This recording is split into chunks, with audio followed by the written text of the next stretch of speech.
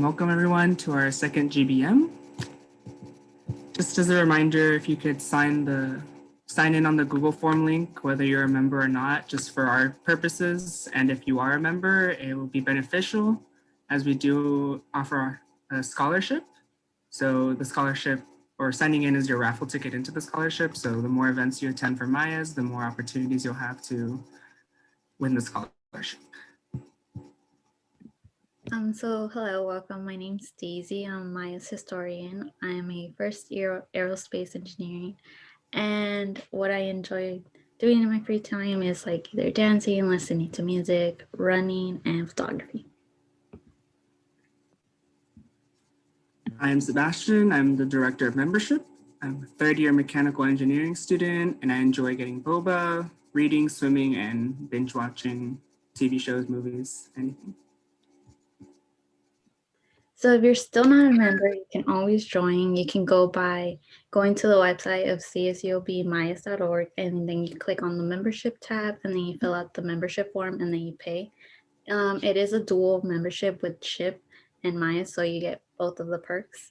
And reasons why you should join is it's a supporting community and it helps you with development and academic achievements and many more opportunities such as the scholarship we just mentioned. And just a quick notice to our members that we have begun using MailChimp for our recent emails. So all those emails have been going to a lot of people's promotional inboxes. So if you haven't been receiving them, that's where they'll be. And if you'd like to have them go to your main inbox, you'll have to change that on your settings. So thank you for all those who attended our Valentine's Day social on Fridays. Always be sure to keep on the lookout for our future socials. And we do have a Maya's pet takeover happening on our social media that will occur on April 11th for National Pet Day. We will be sending out a Google form where you can just fill out your name, your pet's name, and upload a picture of them. And then on April 11th, we'll upload them onto our social media. So our next fundraiser is our Panda Express fundraiser, which is this Sunday coming up, which is February 21st. And it's any Panda Express nationwide. And how would you do it? It's order online and input the code of 902437 in the coupon code box during checkout. And it can either be done like at a Panda Express, or you can order like pandaexpress.com or just like the app. We'll be doing a trial run of office hours on our Discord this February from 3 to 4 p.m. And it will be on our Study Jams voice channel. So what we're planning to do is initiate like set a time for members to come in and join if they have any questions. Maybe you can find an upperclassman who has taken the same classes or in the same class as you and help each other out or just study with other people. So if you're interested, you can join us this Thursday at 3 p.m. on the Study Jam voice channel, and we're just gonna see how it goes. So we still have open officer positions. Reasons why you should apply is it can build on your resume, and also you can gain experience by applying as an officer, and it can improve communication as well as your leadership skills. So 2 of the open positions or 3 would be academic chair, and then 2 positions for director of outreach. And then you can either scan the QR code to get the form.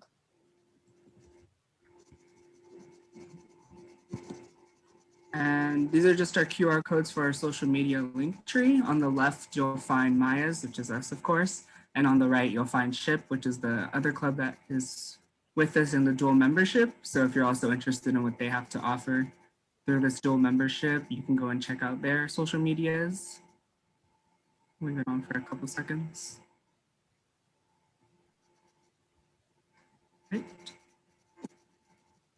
And as always, if you have any questions, you can email at info@csubmayas.org.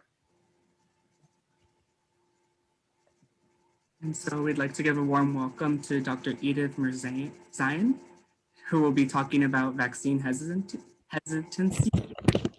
And so we'll hand it over to her. Thank you very much.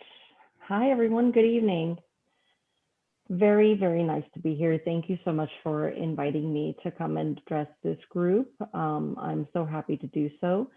Before I get started, I just wanted to have an idea of who's in the audience, and also just for me to kind of have an idea of what burning questions that you have, what's really on your mind about vaccines and your confidence in vaccines. And I'm sure that most of you are thinking a lot about the COVID-19 vaccine right now, might have some questions about that. So if you wouldn't mind, you can either speak up or put in the chat like what your major is, and if you have any questions or any questions about vaccines or vaccine confidence, anything like that that I could address for you. I'd love to see who's kind of, I know you guys are in the sciences and engineering, but I just wanted to see like what mix we have, because if we have any, bioengineering, you guys could relate to a lot of things I'm talking about, or computer science. Okay, very good. Chemical engineering, excellent. Mechanical, nice. Electrical, good. Okay, after taking a vaccine, let's see, Eric has a question. Do you isolate at home for 2 weeks? Good question, Eric. We're going to talk about that. And if for some reason, if I forget to address that specifically, just feel free to ask me again at the end, okay? All right, so let's get started. So a little about me, just so you guys know who I am and what I do. I'm an associate professor at the School of Pharmacy at USC, and I'm also the assistant dean of curriculum. Clinical pharmacy has been really my background in my career. I've done a lot of patient care, medication management in medical offices and community-based clinics. Basically, I've just worked with patients all my life in various clinic locations throughout Los Angeles. But my primary love is immunizations and travel health that has a lot to do with immunizations and infectious disease. So I've done a lot of work in the last 21 years on vaccines and addressing vaccine hesitancy and really helping improve vaccine confidence and identifying what people's primary concerns are about vaccines. And now that COVID-19 is in the picture, now we have a lot of these questions that people have always had about vaccines coming up to the surface, and we're addressing them so much more now than ever before. So with that, I first want to define for you guys what vaccine hesitancy is and what vaccine confidence is, so that you know what it is that we're talking about. So look at this spectrum. This is our vaccine confidence spectrum, okay? And on the very, very right, you could see that extreme of the person who accepts all vaccines on time, has full trust in vaccinations, has full trust in the people who administer vaccines, has full trust in the processes that lead to licensing the vaccine, improving them, and putting it on a recommendation schedule for people to get. And then on the very end of the spectrum, on the left end of the spectrum, you have people who are extreme vaccine hesitant people, or not even vaccine hesitant, but they just refuse all vaccines. And I'd like to point out that in that particular group that particular group is actually quite small. There's not that very many people in there when we look at the general population. Where we see most of the people lying are in that middle part, which is vaccine hesitancy, which means that this group of people in our population are hesitant to some degree. They basically have questions about vaccines. They're unsure or ambivalent about vaccines. So sometimes they refuse it because they just don't know enough and they need to find out more. sometimes they delay the vaccines until they're at a place where they're like, okay, fine, I'll just get it. And sometimes they accept some of them because they just have this inherent little bit of trust that's kind of passed through with them throughout their lives. And then in their gut, they just know that they need to get it. So this is what we're talking about when we're talking about vaccine hesitant population. These are not people who absolutely refuse vaccines. These are people who just need to know more. They have questions. They need information. They need to be informed. They want to be informed. And as healthcare professionals, our responsibility and our duty to the population and to the communities that we serve is to listen to their concerns, identify what their specific concerns are, and really address those questions with facts, honesty, in integrity of the facts, and being very clear with them with the information that we're giving, so that we can work with them in a shared clinical decision-making manner to make that decision about the vaccines, whether they should get a vaccine or not, or what the benefit is, what the risk is. So really, that's kind of what we're focusing on, is to move this group of people who are in that vaccine hesitancy category over to the vaccine confidence side, to really help improve vaccine confidence in the population. So what is the vaccine journey and what does it look like? So first, what happens is that the FDA sets rules for vaccine manufacturing. They have three phases of the clinical trial. So phase 1 is the very first phase where we have up to 100 volunteers that we tested on, healthy volunteers. And then once that is done, and we've proven some safety and efficacy there, we move over to the phase 2 trial. And the phase 2 trial now includes several hundred volunteers. So you can have 500 volunteers, 700 volunteers. And once we've been successful there, we move over to the phase 3 trial, which now includes hundreds or thousands of volunteers. Okay, so every vaccine manufacturing process includes these three phases. This also applies to all drugs. Vaccines are drugs in a way. So these are the stages of these trials where drugs and vaccines are tested for safety and efficacy. And then the FDA then licenses the products that have proven safety and efficacy in these three phases consistently. And you guys are all scientists, and you know that in science, your success has to be replicated, and you have to get that same success, and it has to be consistent over and over again, and for you to be sure that it is accurate and precise. Well, in this case, precision isn't really the factor, but we're looking at any kind of safety concerns. If there are any major safety concerns in phase 1, they won't move to phase 2. And if so, if there are the same major type of safety and efficacy concerns in phase 2, it won't move to phase 3. So that's the first part of it. Then when it's licensed, or if it's licensed, what happens is the CDC, the Centers for Disease Control and Prevention, carefully review all of the data, everything about that vaccine, from the clinical trials to the development of it, all of that. They review everything in great detail. And what they do is, based on the information that they have, then they start to develop recommendations for how to use the vaccine routinely. Now, what do I mean by routine vaccines? Can any of you give me an example of a routine vaccine that is recommended by the CDC? Routine means for a particular population at a certain point in time, or repeated over and over. The flu shot? Absolutely, great example. The flu vaccine is recommended for, every vaccine has a list of people who fall under certain criteria that have to get the vaccine regularly. Flu is a great example. What else? What else can you guys think of?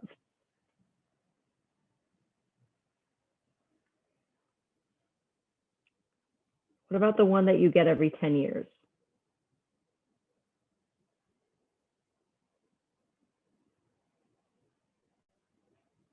Anyone remember the one you get every 10 years? Or maybe if you like fall and you know, cut your knee, if you're injured or something, what do they give you?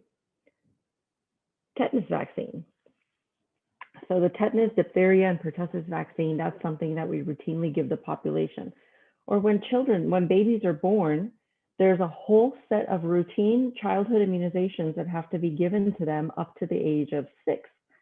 Okay, so that they develop the immunity to diseases like polio and diphtheria, pertussis, tetanus, hepatitis B, so and Haemophilus influenza type B. So all of these diseases that are completely vaccine preventable. So that's what I mean by routine vaccination. What about HPV, the human papillomavirus? We have routine recommendations for that too by the CDC. Okay, so basically they take all of this data and then they develop the recommendation for its routine use. And before they do that, they think, okay, first of all, how safe and effective is the vaccine at specific ages? So how confident are we, based on the data that we have, to recommend the HPV vaccine for 11 to 12-year-olds? Okay, so they have to see all of the data on that. Next is, you know, how serious is the disease that it prevents? And then how many people, let's see, my thing is covering it. How many people would get the disease if there was no vaccine? So that's a lot of important information that they have to review before they make the recommendation to the general population throughout the country. And then after licensure and recommendation, what happens is the FDA and the CDC continue to monitor vaccine safety and efficacy. Okay, so their work doesn't stop as soon as the vaccine is recommended, they make the vaccine recommendation. Those monitoring continues indefinitely. It keeps going with the general as long as it's on the market and being used. So how does a vaccine evolve, or vaccine confidence in a vaccine program? How does that evolve? So look at this graph here. So basically we're looking at disease incidence. Okay, so look at that turquoise line. We have a high disease incidence, and that's like the pre-vaccine era. And then once we have a vaccine developed for that disease, we see vaccine use going up and disease incidence going down. So there's an inverse relationship, and we see that with all vaccine preventable diseases. As long as we continue vaccinating, the disease incidence goes down dramatically. And then what starts to happen, this is an incredible phenomenon. The disease incidence and prevalence is so low that people don't really think of these diseases as serious diseases anymore, and they start to lose confidence in the need for vaccination for these diseases. They think, well, we really don't have those diseases anymore, so why do we need to continue vaccinating? That's what I mean by loss of confidence. Well, I'm not sure if we really need it. You know, is this something unnecessary? Is it something that's extra? And then what you start to see is this dip in confidence, which means a dip in vaccine uptake. So people stop vaccinating, and then what you start seeing is an increase in that disease. You start seeing outbreaks. So I'll just share with you, you know, what have we seen in terms of outbreaks? Can you guys think of a vaccine preventable disease, a very common vaccine preventable disease that we've been vaccinating for decades, that has in the past 10 years regularly made the headlines, the news headlines? We've had outbreaks of these because people have stopped vaccinating. Does anyone remember what it is? It happened in Disneyland in 2019, in August 2019. Was it like a measles vaccine? Yes, yes, Michael, exactly. It was measles. We had another measles outbreak in California. There was a teenager from Australia who wasn't properly vaccinated, got on an airplane, came to LA, went to Disneyland for 2 days, then went to Universal Studios for 2 days, then went up to San Francisco for 2 days or a few more days. So went to all of these like heavily populated areas while she was contagious, and then got back on an airplane with recirculated air and went back to Australia. So think about the hundreds and thousands of people that could have been infected that, if they weren't vaccinated, they would have been affected by it. So, but we did see an outbreak. We definitely saw an outbreak because, again, there were a lot of people who didn't have sufficient immunity and ended up getting measles, which is easily preventable and a very severe disease. So once we have those outbreaks and then people see the severity of it again, it's like kind of on the forefront of their mind, then they start to resume their confidence in vaccines until we get to a point where the World Health Organization can declare eradication of a disease. In order for the World Health Organization to declare eradication of a disease, we have to have 0 endemic cases, no sign of this disease in the population globally anywhere. So far, we only know of 1 infectious disease that has been eradicated from the face of the earth, that the WHO has declared eradicated, and we're no longer vaccinating for. Does anyone know who that is? What that is? What disease that is? Smallpox. Polio? Smallpox. But polio, interestingly, who said polio? David. David. So good guess. Unfortunately, we have not eradicated polio just yet. We're continuing to vaccinate. The World Health Organization wanted to eradicate polio by the year 2000, but because we had a decrease in vaccine uptake in certain countries, we were not successful in doing that. So we're still continuing to vaccinate against polio.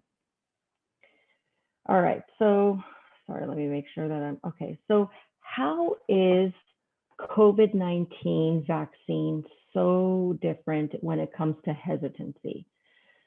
So what we know about vaccine hesitancy, all of the data that we have, most of it is primarily from parents of young children. We don't have that much data on vaccine hesitancy in adults for adult vaccines. We have it for vaccine hesitancy in adults for children's vaccines, but not for adult vaccines. So there's so much that we're learning now, and that more that we have to learn about COVID-19 vaccines. It's primarily for adults. COVID vaccines are truly new. We haven't had this technology in vaccines before, so they really are very new. We're in a pandemic, so it's definitely a different situation than just like vaccinating everybody to protect them from something that may or may not happen. We're protecting people from something that is likely to happen. And then, of course, we have ongoing social issues that result in a lack of trust. And I'm going to talk about that a little bit too. And of course, we have concerns about fairness and equity and making sure that everyone in our population has access to this vaccine and can access a healthcare site or a public vaccination site, and that there's fairness across the board. So I want to tell you guys about the COVID-19 Vaccine Confidence Program. So everything I'm presenting about this is actually online, and my source is directly from the Reagan-Udall Foundation for the FDA. The Reagan-Udall Foundation for the FDA does these community research projects to really find out what the issues are in certain communities so they can address communities' needs and their concerns and their questions, okay? So the Reagan-Udall Foundation for the FDA did this COVID-19 Vaccine Confidence Project, and they basically provided all of their findings to the Center for Biological Research, basically the arm of the FDA that does all of the vaccinations. So what they did was they, don't be caught off by the text in my slide just yet. So let me give you the premise of it. What they did was they surveyed two major groups of people. The first group were healthcare providers, frontline workers, pharmacists, nurses, physicians, all kinds of healthcare providers. The second group was, underrepresented minority communities, African American, Hispanic, Native American, and basically any other small communities that were really kind of disadvantaged in the healthcare infrastructure, okay? And so they wanted to make sure that they address their primary concerns so that we make sure we get vaccine to every community we can possibly get it to. So what they found were three main themes in people's concerns. First was vaccine development. People were very concerned about the speed in which this vaccine was developed. And they were concerned that, okay, if it was done this fast, then how could it be of good quality? I mean, is it even safe? And then they also feared that the vaccine would not work for them particularly, or their family or their community, because they were thinking that maybe there weren't enough people in the studies that looked like me. So I don't think it's probably going to work for me. So the development was the issue. Second issue was the vaccine review and approval authorization. So people were extremely distrusting when it came to the government. They were fearful that politics and economics were going to be prioritized over the science of it, and that there was going to be a lot of political and economic influence in the vaccine development process. So that was the second theme. And then, people's concerns were the historical and current structural defects we have in our healthcare system, which is a very, very real thing about our healthcare infrastructure. There are disparities in our healthcare system. No one can deny that, and no one should deny that. And what we have to do is address that and to fix the problems we have in the infrastructure, revise it so that we can make sure to address all of the healthcare needs of all of our communities and remove any barriers that are in place right now. They were also fearful and not trusting, okay, because they just kind of had this inherent passed down from generation to generation, this distrust with the experiences their particular community had had with research and medicine. So very understandably so, people had just complete distrust of the system in general. So the Reagan-Udall Foundation went back to the FDA and said, this is what people are worried about. This is the kind of stuff that you need to address. So the FDA worked very diligently over the last several months to address all of these issues in all of the various communities. And they did it in very different ways. They are basically making everything completely transparent. So any information that you want to find about the entire vaccine development process, you can find on the FDA website. Now, how many people are going to go to the website and access that information? I don't know. But if you wanted to, it's all there. Everything is there in very, very black and white. So let me tell you guys about the vaccine development process so you can help educate your communities, your peers, your family about why the vaccine was even able to come on the market so quickly. Okay, because I know this is a big question on so many people's minds. All right, so look at this top bar where it says normal.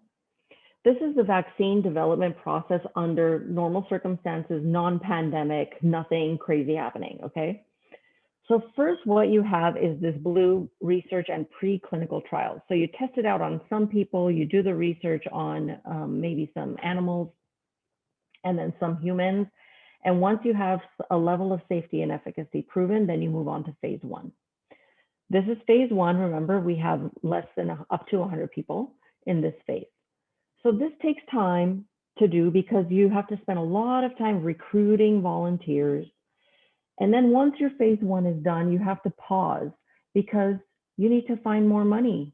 You need more funding. This is where people are scrambling, trying to get more money, and sometimes that takes months.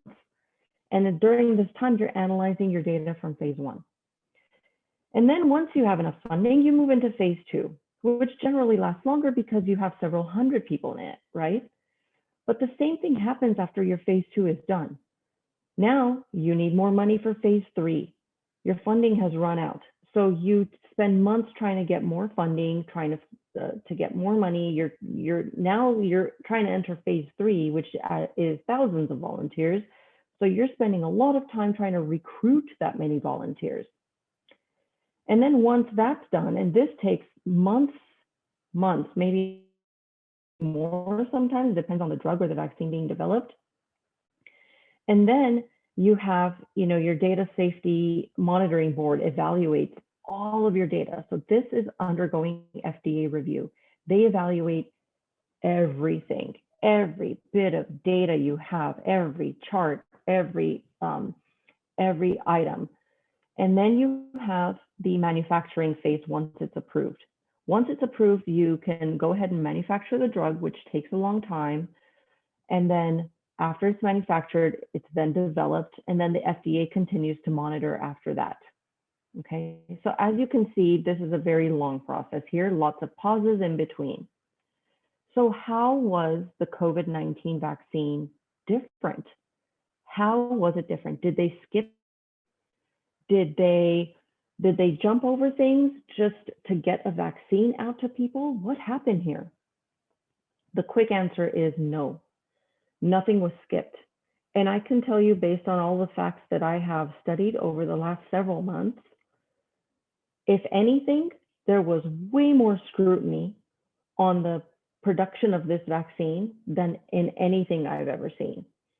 But let me go through this with you to tell you exactly why it was able to be so quickly produced and on the market. First of all, we're in a pandemic situation. This is not, let's take our time to figure this out. This is, we need something for the, for the sake of mankind. We have to save humankind globally all over the world. When people keep saying this is unprecedented times, I know we've heard that word a million times over, but let me tell you guys, something unprecedented that I hadn't seen ever before is this, how ethical and how strong the moral compass was of these drug manufacturers coming together to share their data, to share their resources, to share everything they had in order to get this vaccine out so we can save human lives all over the world.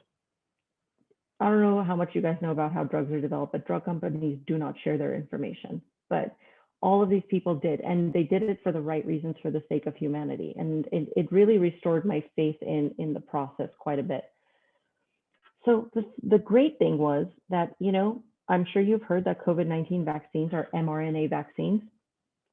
This is not new technology. This technology has been around for the past couple of decades. It's been used over and over again in different areas. But the best way we could produce this vaccine was to use that technology. And the virus and its specific strain was identified so quickly. That was not hard to do, right? It was identified so quickly, and therefore they could get it working on the mRNA technology to create the vaccine. Funding was not an issue, everyone. I think you may have heard that over and over. Funding was definitely not an issue. There was so much money poured in from governments, from private sources, from private health foundations, poured in to support the study and the manufacturing of this vaccine, that there was no time necessary to spend on getting money for your trial. Okay, so that was never an issue, and they never had to wait for that. So no time was wasted there. And then another thing is, this wasn't a very specific, small population we had to test.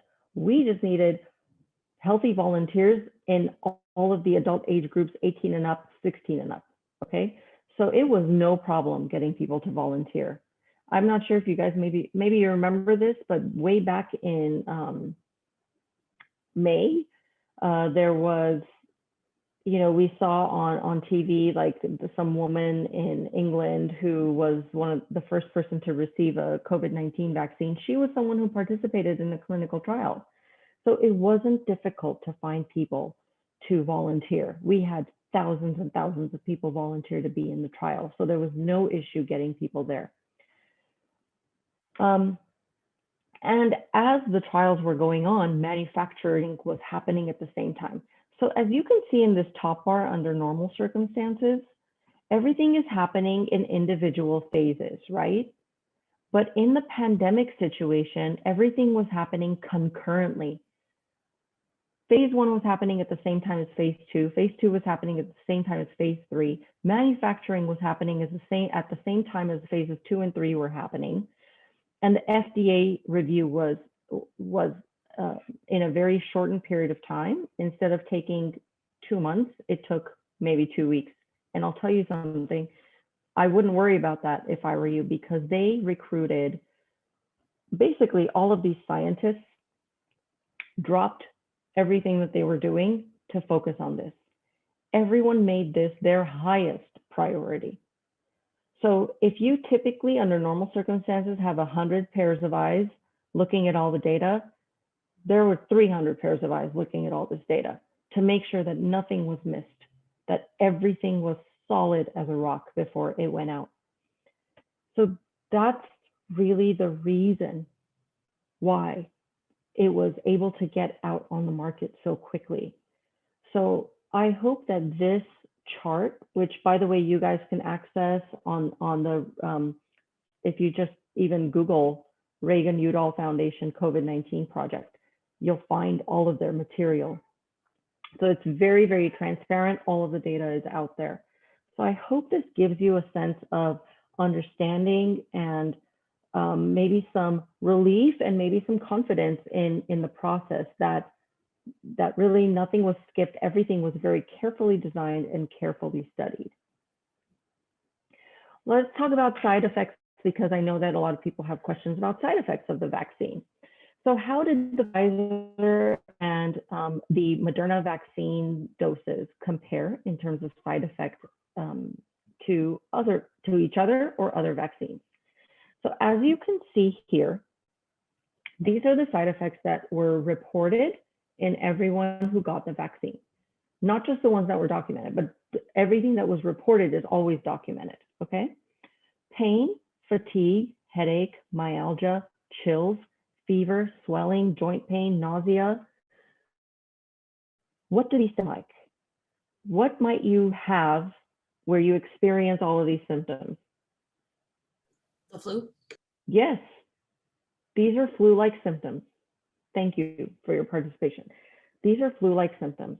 COVID-19 has similar effects. If you get the infection, you end up with a lot of these symptoms and then some, respiratory symptoms, GI symptoms, all kinds of stuff. But basically, that's what we're seeing.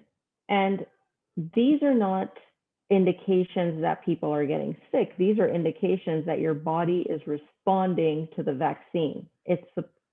We expect these symptoms when someone gets the vaccine. That means your body's recognizing that it's a foreign substance and it's trying to make antibodies towards it. Okay, so how did that compare to all other vaccines? So if you look on this is all vaccines that are on the market that can possibly, cause any of these symptoms.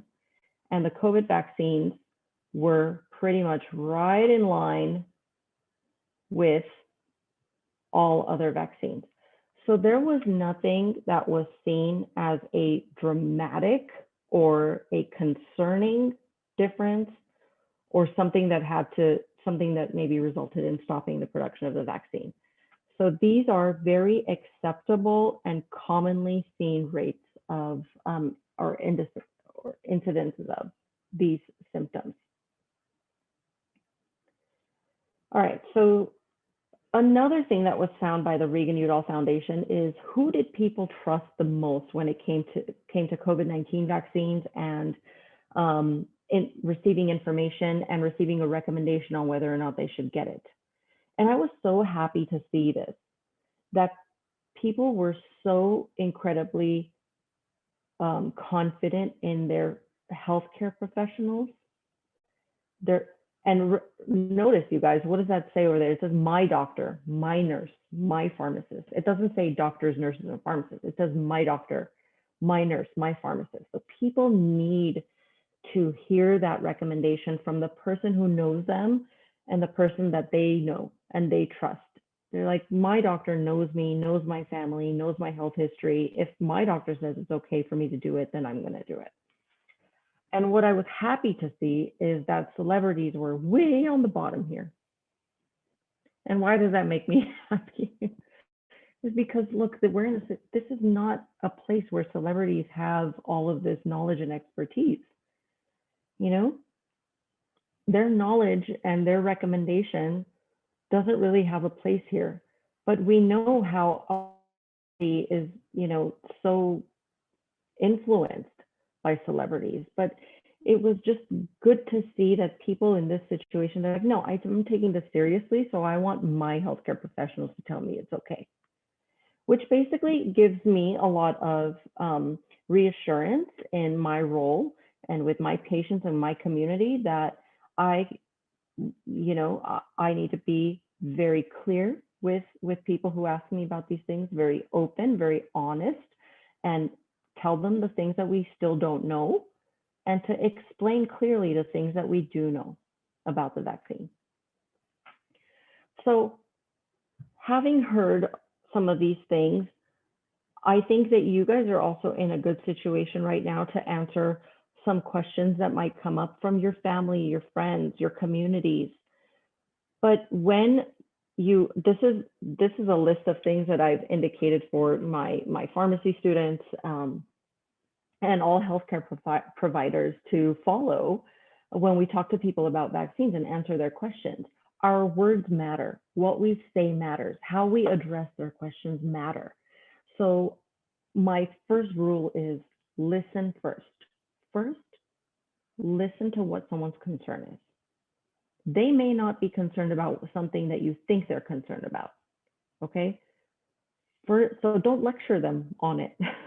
Identify what their biggest fear or concern is and address that directly, okay? Tailor your response to that person's individual concerns and needs, and provide accurate messaging. We have to be clear, we have to use clear terminology, and we have to maintain our credibility. We don't make up information we don't have. We look for accurate information and data, and we address questions that way. If we don't know something, we have to be honest and say, we don't know that yet. We're finding out more information as we go. We have to be respectful of people, and we have to show empathy for them too. What we don't want to do is repeat false claims to people, because if we repeat false claims to people, they somehow just like, they don't see it as a myth we're debunking. They see it as a reassurance somehow. So, and then we have to be nimble with our messaging. We're constantly getting new information about this vaccine. So we have to be nimble with how we change how we're messaging. So I included this because it's just been an incredible effort. It's been a very, very personally, emotionally overwhelming experience for me and my colleagues. This is a picture of January 15th was the first day that we launched the mass vaccination site at Dodger Stadium. That's my P2 student, John Wu, who's vaccinating this woman while the governor and the mayor were there touring the site. So USC School of Pharmacy partnered with the city of Los Angeles to man this site at Dodger Stadium and the Lincoln Park site to make sure that our communities have full access to the vaccine. That's the actor Sean Penn, who is basically the co-founder of CORE, which is basically a philanthropic community engagement organization. So they are doing the logistics part of, coordinating appointments and things like that. And then USC School of Pharmacy is providing all the manpower to give the vaccines. So it's been really amazing. And I can just share a personal, comment with you is the number of people who have who cried when I've given them the vaccine and showed immense gratitude. That to me means everything in the world. And every single one of my colleagues and my students who have experienced this has been beyond amazing. That people are finally feeling a sense of a little bit of relief. They're so tired from this pandemic. They're tired from the stay-at-home order. And they're tired of being so anxious all the time of possibly getting infected and something severe happening to them. So we're on our way. We're getting to a really good place. And I'm going to end with this slide, which basically shows you, this is as of yesterday at just before midnight. State of California dashboard. The County of Los Angeles has administered 1.5 million, a little over 1.5 million doses of COVID-19 vaccine, which is tremendous. It's really something to be proud of. And then San Francisco and Oakland just opened their mass vaccination site at the Oakland A's Stadium as well. So we've been doing a really good job here in LA because we got really hit hard. So that's the end of that. I'll stop sharing and I'm going to address the questions that you guys brought up. So Eric, you asked, after taking a vaccine, do you isolate at home for 2 weeks? The answer to that is no. You don't isolate at home for 2 weeks, but you still have to be careful when you go out. There's no need for isolation after vaccine because this vaccine is not made from viral particle, like live attenuated virus at all. It's made, the mRNA, for those of you who have taken biology, you know what mRNA is. mRNA is a messenger. It's sending a message to our cells to create what looks like the spike protein of the coronavirus, and that will initiate the sequence in our body to create the antibodies against it. mRNA does not enter the nucleus of the cell, and it is not a viral particle at all. So therefore, it has absolutely zero possibility of causing the disease in someone who gets it. Let's see. Daniel, clearer definition of what's in the COVID-19 vaccine. So I hope that was helpful. It's mRNA, basically. It's an mRNA technology, and it goes in there and some other products, basically like pegylated polyethylene glycol, which is in, I'll tell you what it's in. If you've ever known anyone who's done a colonoscopy or has been constipated and they took Miralax, that's polyethylene glycol. It's just basically something that absorbs water and gets through your system. So that's in it as a part of the content. Can those who have already received the vaccine still spread it? Excellent question. You guys have really good questions. Okay, here's the deal, guys. When people get the vaccine, they develop antibodies towards the disease, against the disease. Okay, so if they're exposed to the COVID-19 virus, they have the antibodies to fight it. They might still experience mild symptoms of the disease, but it won't be severe enough to land them in the hospital, in the ICU, and it won't cause severe illness. Okay, but because the virus is still in the community, you can be exposed and carry it in your nasal passages. You guys have heard about people who test positive but are asymptomatic. They don't have symptoms. That's exactly that, is they could still carry it in their nasal passages, in their nasal mucosa. What we call that nasal carriage, which means that even though you're asymptomatic, you've been exposed to it and you can give it to somebody, even though you don't have symptoms. That's why we still have to keep wearing our masks, and we still have to physically distance and be responsible. Okay, let's see. Oh, yeah, so the CDC, okay, those who receive the vaccine don't need to isolate. Isolate means sit at home and don't go anywhere. And if there's other people in your home, you're basically living in only one room of your house away from everybody else. That's total isolation. Okay. So you don't need to isolate, but you still have to, respect the stay-at-home orders and respect the physical distancing. The difference between Pfizer and Moderna vaccine. Okay, so this is for Michael. So Michael, Pfizer and the Moderna vaccine have the same technology. They are produced with they're both the same mRNA technology. However, they're just developed a little bit differently so that their other components are different and people respond to them differently. So basically their clinical trials have shown that we have to get the second dose of the Pfizer vaccine 3 weeks after the first one, but the Moderna vaccine, we have to get the second dose 4 weeks after the first dose. So there's a timing difference between them. Okay, so there is that. And it's based on the data that we have in terms of the people who were in the clinical trials, what their antibody levels were at the end of 1 week, 2 weeks, 3 weeks, 4 weeks. So it was determined based on antibody levels that with Moderna, the second dose had to come at 4 weeks to raise people's antibody levels and sustain them. And the Pfizer, same thing, it had to come at 3 weeks to raise the antibody levels and sustain them.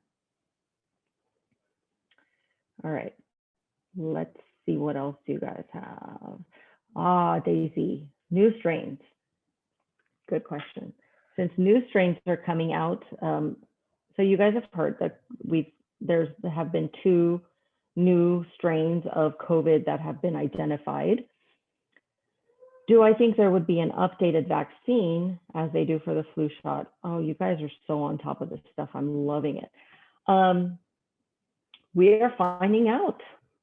We are finding out. So that is exactly what the scientists are researching and monitoring now. Okay. So they're looking to see how much protection the original vaccine provides for the for the new strain.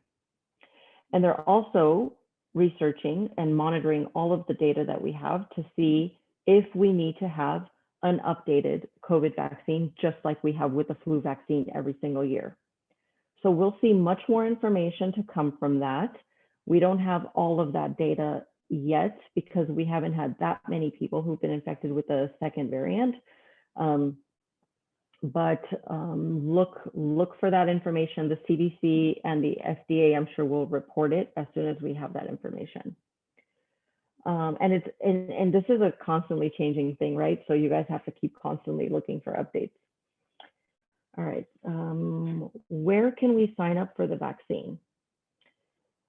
All right, so the vaccine sites are county specific, okay? So it's based on your county of residence, and there's all kinds of public vaccination sites. Dodger Stadium, Lincoln Park, Magic Mountain. I'm just thinking about the ones in LA County, Hanson Dam. All of these are mass vaccination areas. A lot of health centers have also received vaccine doses. So Kaiser, UCLA Health, Cedar Sinai, like all of these guys have received their doses of vaccine for the populations that they serve who meet the criteria. So right now we are in 65 and older, healthcare providers, okay? Yeah, and first responders, we're in that category now, and the governor's gonna start opening it up to everybody else. So like service workers, people who work in hair salons and grocery store employees and all of that. So if you fit any of these criteria, if you are involved in healthcare as a healthcare worker, or you're a caregiver, you're officially a caregiver for someone, then just keep an eye out for where you are in the tiered system. The California governor's website has all that information. The city of LA website has all that information as well. So you can find all your COVID vaccine updates on the city and the state websites. So I think that that's probably the best place to go. That's where I go to keep finding my updated information. Dr. Mirzaian, Yes. I just want to Yes, hop yes. in and say that we are coming towards the end of our meeting. So do you just want to answer these last few questions, or are you short on time? I'm okay to answer these last two questions. I think it's important to get through those if that's okay with you guys. Yeah, of course. All right, thank you. All right, so what would happen if for any reason you can't get the second dose? So here's the thing about vaccines that are more than one dose, okay? Like HPV vaccine, for example, is 3 doses. If you get it after the age of 15, it's 3 doses, right? If you cannot get the second dose earlier than the time you're supposed to, but for all of those other vaccines, you can get it after the time that you're supposed to. It just delays your immunity, but it doesn't affect how well the vaccine works to protect you. In this case, right now, that's also being studied. We're also studying that if people were to get their second dose later than they were supposed to, how much does that affect their immunity, their antibodies that they create? So they're looking at that now, but because we have a shortage of the vaccines, the CDC is saying, okay, as long as we're getting the first dose in people, we know that they have a really good level of immunity. We don't want to delay the second dose too much, but even if it's just a little bit delayed by a week or 2 or something, as long as they get it, then we're okay. If you don't get your second dose at all, then you're just not going to get that level of antibodies that you would typically get, and it wouldn't last as long. Your protection wouldn't last as long, but you still have some protection, like maybe 50%, 55%, but not 95%. Okay, so that's the difference. So this is from Emily. FDA continues to monitor the vaccine after distribution. What kind of steps are they taking to continue to monitor the vaccine? Good question. So there are so many people, thousands and tens of thousands of people who have registered themselves to be monitored.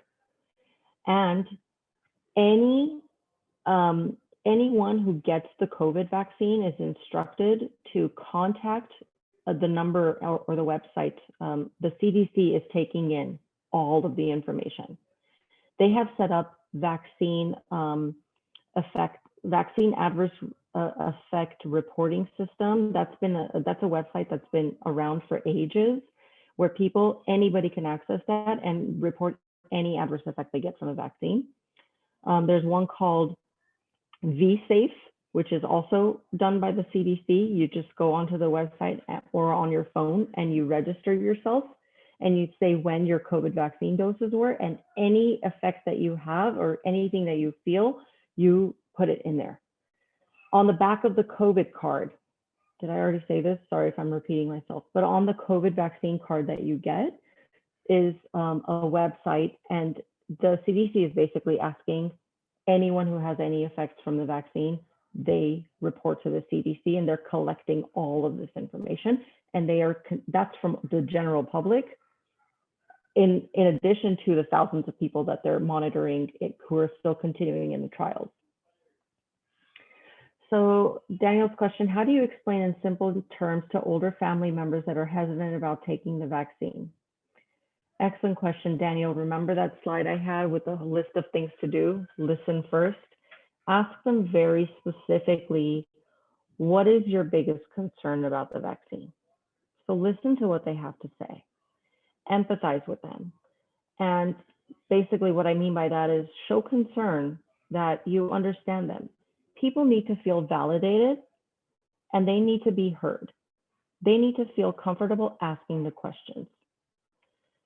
So let them ask questions. If someone is concerned and says, well, I just don't trust it. They made it so fast. How they tested it? I don't want to be a guinea pig. I've heard all of them. And basically what you do is you respond by saying, I understand what you mean. And that makes sense. What you're saying to me makes sense because it did come on the market fast. You're correct. But I've learned some information about why it came on the market fast. And I can show you if you want. But basically, I'll tell you that everything was tested so well and there was no time that was wasted because they had so much money to do this and they basically needed to do something to save the world, literally. You know, so all of the testing was done. There are millions of people who have gotten it and are being monitored, and everyone's okay. And another thing I do is I ask them, I say, okay, what are you more concerned about, getting the vaccine or getting COVID infection? Which one scares you more? You know, and I think that's a valid question to ask back, because we are seeing way more severity and lifelong issues with COVID infection than we are seeing with the vaccine. The vaccine it's something that your body disintegrates quickly. It doesn't last very long in your body. Your antibodies last, but the vaccine product itself does not last. It is so quickly metabolized out of there. It doesn't stick around, but the antibodies you make stick around to protect you. But the infection, the virus, now we're seeing after a year of going through this, that people have developed these chronic cardiac problems, chronic respiratory problems, chronic brain problems from the infection. And that's something that we want to avoid. So I know I'm 6 minutes over. Sorry, guys. I don't want to take up any more of your time, but. Can I ask a quick question? Mm-hmm. So one of my family members got COVID, but they kind of think they're immune. Is that true? Okay, so when people get COVID infection, because they had the natural disease and the natural virus, their body definitely made antibodies against the disease. So for sure, there's some immunity that they have. According to what the CDC has found out over this past year, is that those antibodies can last maybe 3 months, not really much longer. So yes, it is true to a degree that they do have some natural immunity, but it's not a very long-lasting immunity. The antibodies you get from the vaccine are definitely lasting longer than those 90 days. So we tell people that, okay, if you did have COVID infection recently, you can have antibodies up to 90 days. But it also depends on how severe the disease was in them. So what we're seeing is people who had the infection but were asymptomatic, meaning no symptoms, or if they had mild disease, didn't have the amount of antibodies as those with severe illness. The people who had severe illness had way more antibody load, you know, than those who had it mild. So they do have some protection, but it's not going to last them very long, and it doesn't mean that they can't get it again. Thank you. You're welcome. Okay. So it looks like those are all the questions we had. So I'd just like to thank you, Dr. Mirzaian, for coming out and informing us. So we'll be sharing this on YouTube with our members so they could go over like any info that they missed or if they weren't able to show up as well. Okay. Yeah, great. I'm happy that you guys did this, and I'm very pleased to have been a part of this, and I hope that you guys will take some of this information and spread it in the communities that you live in. So thank you. I was happy to do this. We appreciate you so much. Thank you so much. You're very welcome. Thank you guys very, very much. Okay. Have a wonderful night, and good luck to you in the rest of your school year and your careers. Okay. Thank you. Take care. Thank Take care. you. Bye-bye.